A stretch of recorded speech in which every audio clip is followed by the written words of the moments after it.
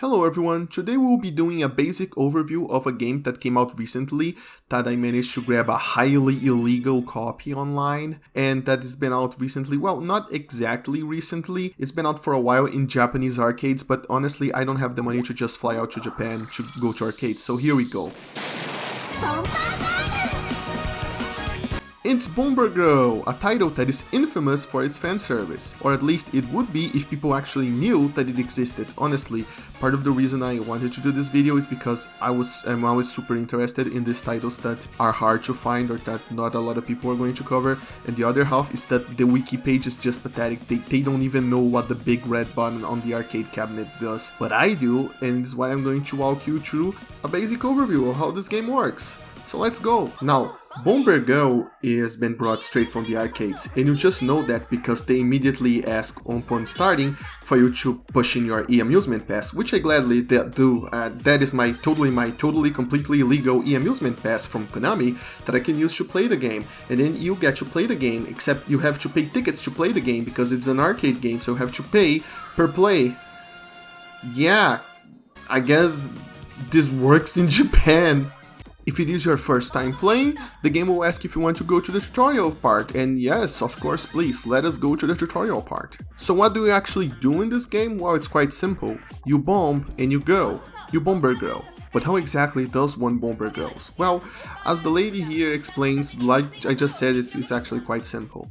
You play the game as a normal Bomberman game, throwing bombs and breaking blocks, except if you notice, the levels are much more elaborate and much more spread out. And the reason for that is because Bombergirl is basically a MOBA. There are towers, there are gates, and there is the enemy base, and if you destroy the enemy base, then you win the game. Of course, between you and the enemy, there are lots of blocks which you can break, and inside them, there might be hiding some power-ups to make you stronger, or perhaps a new EXP power-up that increases your team level. Yes, your team level, not your individual level, because level in this game is measured as a team, and the higher your level goes, the more abilities you unlock to use during the battle. It's basically a MOBA, but instead of each character leveling individually, or you're going to shops to buy things, like in League or in Dota, which I honestly never really liked, everything is simplified. It's way more streamlined so they could fit into the arcades. There are no creeps or whatever is the name of those little things that you bring with you so that you can defeat the towers. Instead, the towers spawn some basic Bomberman enemies around it that you have to defeat until you destroy the tower. Of course, it's also important that you keep an eye on your team health, because yes, the team has a health bar, because since this is an arcade game designed for quick battles, they can't just let it drag out until you destroy the enemy base. As you destroy the enemy gates and the enemy towers and start damaging the enemy base itself, the enemy's health will lower, and once the countdown reaches 0, if no base has been destroyed yet, then whoever has the lower amount of health loses the battle. It's a simple, quick, clean kind of gameplay loop designed to be played in arcades rather than on the PC, and yet here we are, playing it on the PC. Oh well. And of course, like I mentioned, there is fan service. Whenever you bomb someone, not much happens, just a small cutout of their bombed image on the right side of the screen lower. It's kind of like barely anything happens, probably so you won't get distracted away from the game. But if you get bombed on the other hand, oh, the entire screen fills with an image of your character, half naked, bombed clothes flying away in the wind. Oh well. At least this is kind of a genius strategy, because in MOBAs, when you die, you kind of get really mad, like, oh my god, my team sucks, or oh my god, I suck and now I have to get all the way back there. But putting this image in, oh wow, it instantly calms me down. But it actually might be a bit of a weird way to reward the players when they die, and might make them want to die more. That's a bit counterintuitive, isn't it? To put a pleasant image on the screen when you die, and to just, when you defeat the enemy, hide the pleasant image on the lower right side. It's kind of like, a bit counterintuitive. But oh well, at least it's something nice for you to look at until you respawn. And by the way, in case you're curious about what the big red button did in the arcade, that is also present on the PC version as the enter button. You just smash it when you destroy an enemy structure so it explodes nicely. It literally has no real gameplay purpose. It's an extra release of dopamine button. That's what it does, it's literally the dopamine, the extra dopamine button. Yeah, anyway, now that we finished the tutorial, let's move on. Our next stop is the locker room, where we can customize our character with cute clothes, because of course we can. What would be the point of blowing them up if we can't customize it? Now, I just started the game, so I don't have a lot unlocked. In fact, I have pretty much nothing.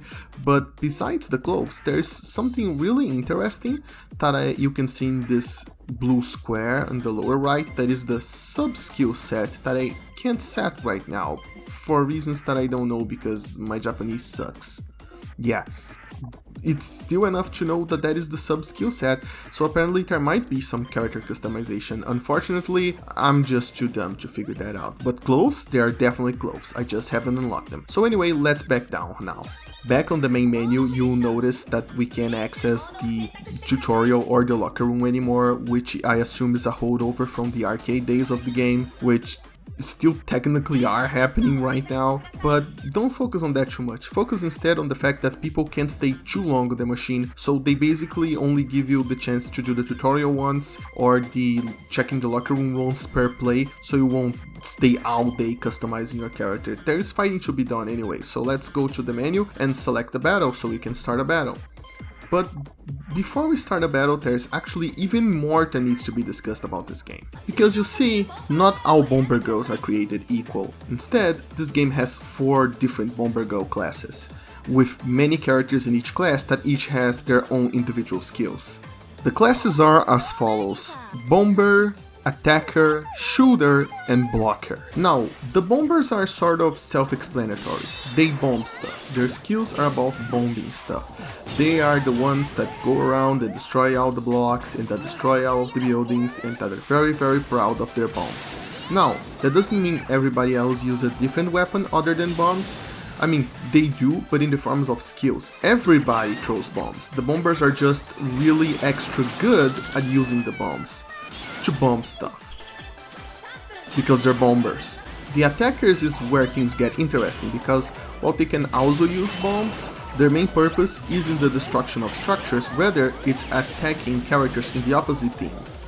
As far as I could tell, the main difference between attackers and shooters, who also fill a similar niche, is that attackers are focused more on melee attacks and just bombing the ever-living shit out of everything close range.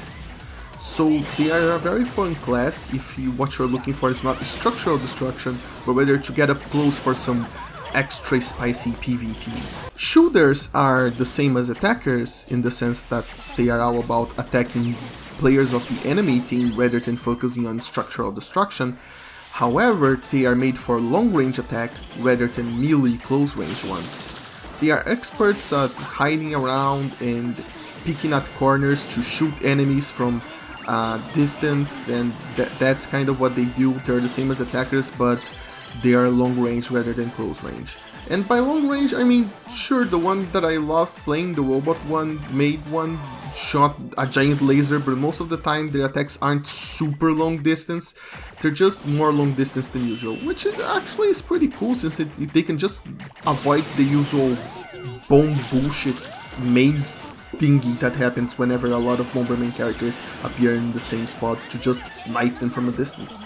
Now, then come blockers. Blockers are my least favorite class. Not because I don't like playing on support, I do love playing on support. I remember loving playing as medic or engineer in Team Fortress 2. I love supporting people, but in this game, the CPU just doesn't feel aggressive enough. Of course, I would always lose if the CPU wasn't doing its job, helping me attack the enemy, so of course they do a decent job, but it always feels like they aren't as aggressive as I'd like. And the blocker, well, their job is to be the complete opposite of aggression.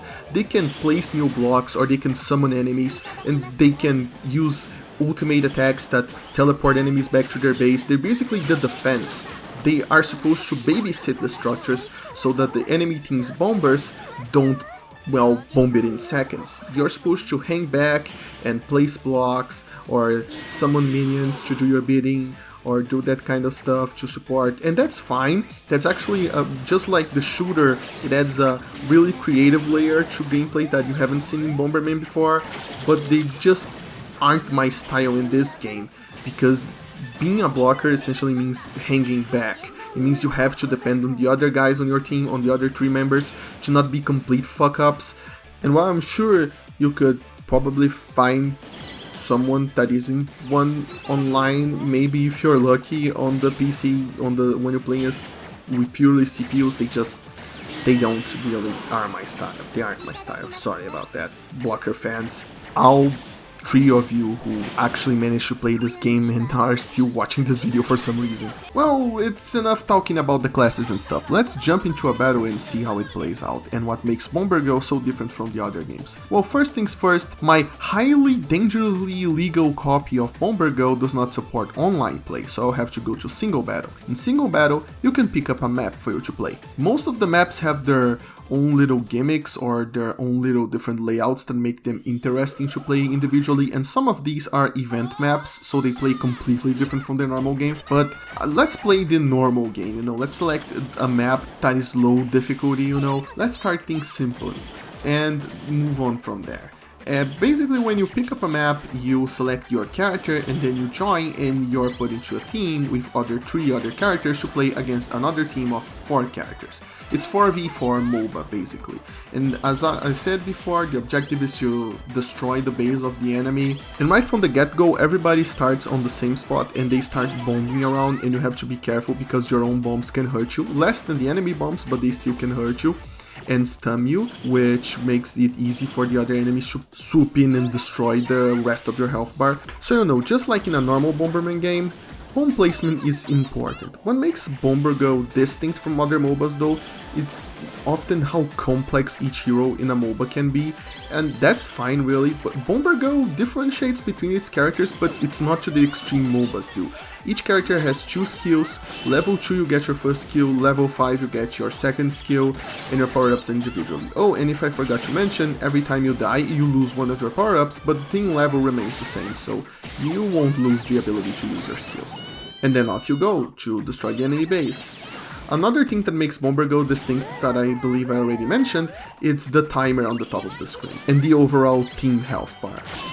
Because you see, like I also mentioned before, god hopefully this video isn't too repetitive, Bombergirl was meant for the arcades, and thus there must be, like every other arcade game, a timer somewhere on the screen so you won't stay too long with the machine and give other people the chance to play as well. And this is also why the team health bar exists, so that whoever has the lesser amount of health when the timer goes up loses the battle, thus keeping battles very short. And this is what makes it different. Another thing that makes it different from other MOBAs in the market is that it's meant to be very short, very simple, but still different enough that you get to play with different matches with different characters and have a different time.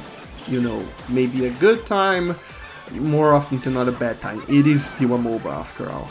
It's still, surprisingly enough, I won every single battle I played in this game except when I played as a blocker, because I really needed to simply throw down full aggressiveness to compensate for the lack of aggressiveness of my CPU partners. But overall, I had a pretty good time. It's great how the power-ups stay with individual characters. When you die, you only lose one of them, so it's not too harsh of a punishment. You can get back in the game quickly, but it's still a punishment, so you don't wanna die. But the fact that you die also means that you don't lose your level, might make things a little easy, but you know, I like that the entire team has the same level bar, because this is an arcade game, and this is fast-paced and simple and clean. There is no time for people to argue, oh, who's going to kill some guys and get the XP, oh, please get this guy so you can get extra XP and get some extra money so that you can go to the shop and buy stuff. There is no time to do that. And even if there was, I just don't like MOBAs, so the fact that this is simpler than an usual MOBA while still keeping the team structure that makes MOBAs fun. Do people actually have fun with that, considering how much they talk about it? Okay, let's assume that MOBAs are actually pretty fun. Well, Bombergirl is fun like that. It's fun on a team level, and it's fun, but it's much more fast-paced. It's much more focused on getting in, having fun, and getting out while still keeping a level of complexity that helps keep things different. I think that's a good explanation. Yeah, I finally nailed it after like 3 times. Damn, I'm such a freaky. Now, the game does make up for lack of complexity in character with a lot more variety in something that most MOBAs don't have, because most MOBAs just have like one map. Bombergirl has a ton of different maps, and each of them have their own different gimmicks. Some are just plain simple classic style Bomberman levels, but others have trains passing through them. My favorite level has a train passing through them, and yet another level has like these sort of shrine things that are counting down, and they are sort of around the gates and stuff, so that when the timer hits 0, they go down and essentially open a pathway so that you can go straight to the enemy's base, and the enemy can also go straight to your base. So it's a race against time. Like if you try to start a war of attrition, a battle of attrition, it won't work, because if you take too long to get to the enemy, suddenly all hell breaks loose and everyone got a patch to everyone else's base. And you know, this game is just, it's just perfect. I want to tell you a little tale that is gonna be over in 30 seconds, and it's basically at one point in the train map that is my favorite. I was playing a match, and with the robot maid girl that shoot things, and I loved her, and I love her. She just fires laser beams, and it's great. And then I suddenly noticed I'm going to lose.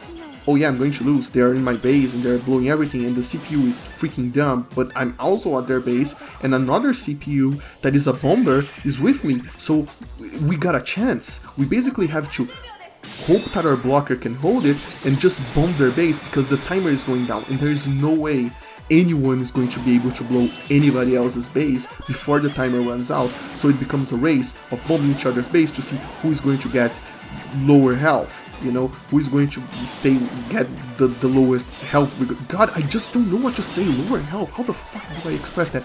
But basically, who is going to lose? And it's a race to bomb each other's base while at the same time counting on the timer. And when the timer finally hits 0, I won. I won by a sliver, because I shot the hell out of their base. And it's just such a hype esports type moment that is just great, and it proves that this game is much more than fan service. This game is legitimately great, and I hope that Konami sees the absolute gold mine that they have here, you know. Now, there are a few caveats that you should know. Well, first of all, the game is meant to be played online, not single player like I'm playing. I mean, you can play MOBAs online, that's the intended way, but why? Why not just play single player? Do you like suffering? But okay, I got it. Some people are masochists, and that's why they like MOBAs, and that's probably also why they would want to play Bombergirl online. Because other human beings suffering together, I don't know, maybe we just bond together, you know? And those hype spark moments, I don't know, I mean, they mean just as much to me as I was playing as a CPU as it would with another human being. You can't do much besides, you know, clicking on a few icons on the lower part of the screen to send emoticons or whatever, to send emotions, you know. But with pre-recorded lines, you can do much, probably because they wouldn't put voice chat in an arcade game.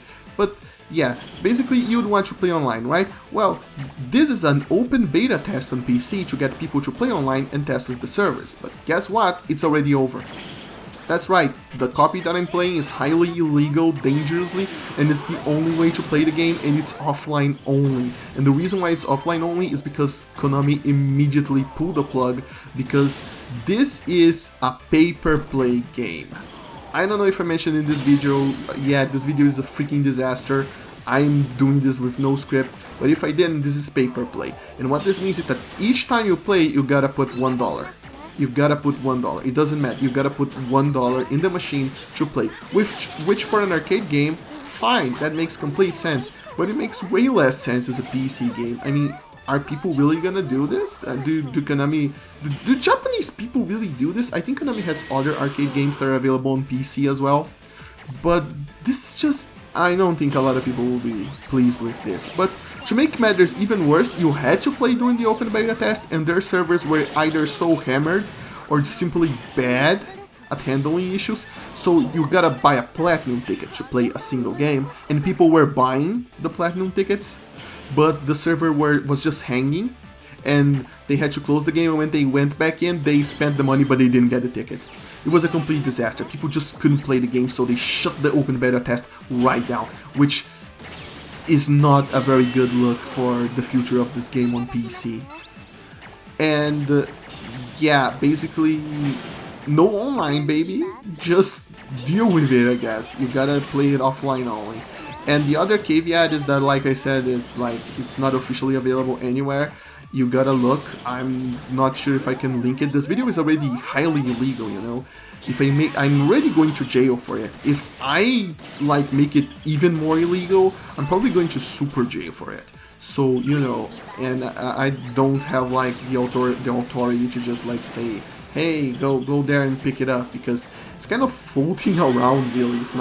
There's not like a dedicated Bombergirl fan site, but there are places on the internet, I'll say that, there are forums, like a certain one that begins with a 4, if you know what I mean, that you can occasionally catch a thread, and they distribute the game, and they're also distributing files that are translating the game slowly, volunteer work after all, into English.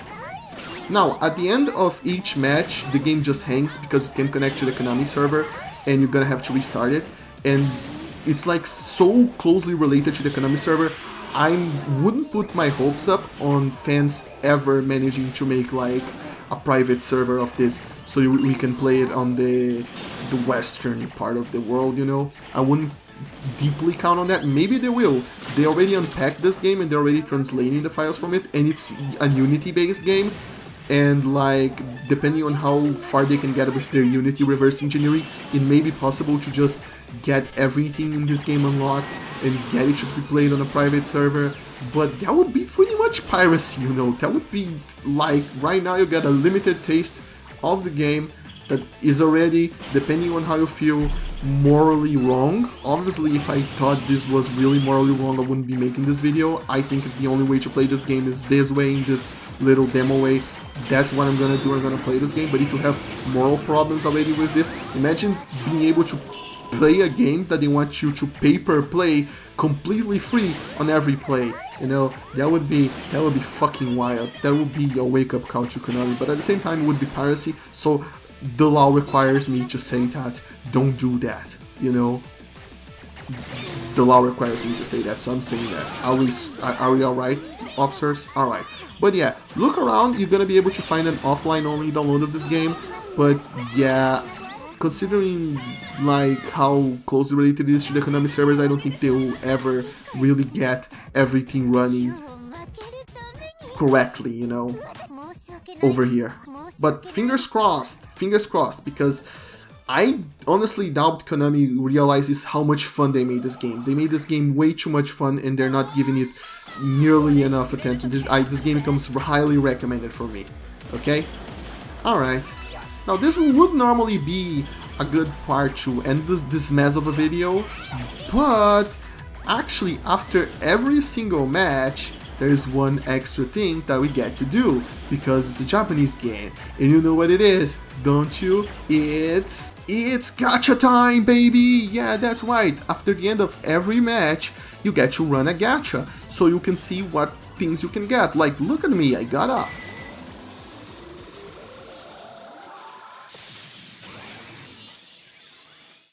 Kitsune mask.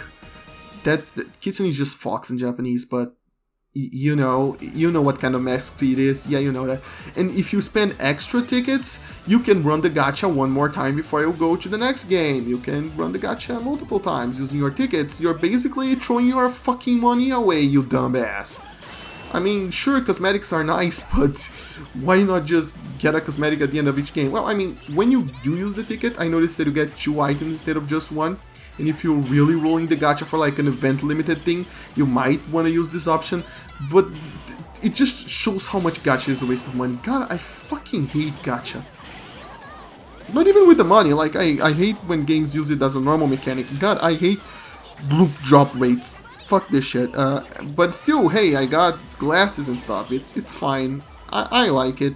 It's a cute little thing because it's around an actual really fun game, so I'll tolerate it. And yeah, that's it for Bombergirl. Now, as you know, I don't know much Japanese, so if you are like, I know there are other people out there, there's already a Bombergirl community in English that like plays the game. I know there are videos on YouTube that play the game. And if you know more about this game, if you believe I misrepresented a part of it, or that I mistranslated something from it, please leave a comment. If there is a really good comment about it, I'll pin it. I can only pin one comment, unfortunately. Otherwise, I would pin all of the informative comments. And, you know, let's just get the ball rolling, talking about this game. It's really fun. It's surprisingly fun. Usually when there's fan service, when there's titties in a game, you gotta like wonder, are they trying to use that to hide the fact that the game is absolutely horrible?